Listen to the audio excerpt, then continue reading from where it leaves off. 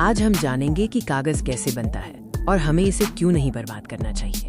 कागज हमारे जीवन का एक अहम हिस्सा है। स्कूल से लेकर ऑफिस तक हर जगह इसका इस्तेमाल होता है।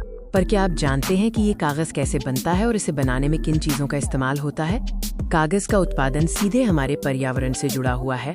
इसे बनाने में बहुत सारे प्राकृतिक संसाधनों का उपयोग होता है। तो आइए कागज बनाने की पूरी प्रक्रिया को विस्तार से समझते हैं।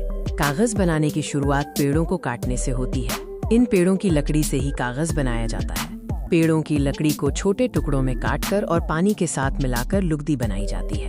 ये लुगदी फिर बड़ी मशीनों से पतली चादरों में बदल दी जाती है। इन चादरों को सुखाकर बड़े बड़े रोल में लपेटा जाता है, जिससे कागज तैयार हो जाता है।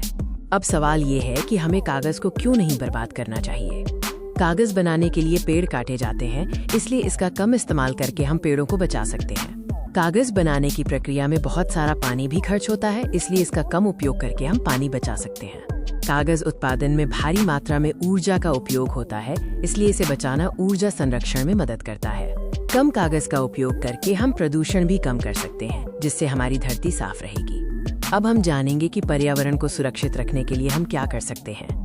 जितना हो सके कागज का कम इस्तेमाल करें। अनावश्यक प्रिंट आउट और नोट से बचें। पुराने कागज को रिसाइकल करें। इससे नए कागज बनाने में कम संसाधनों का उपयोग होगा।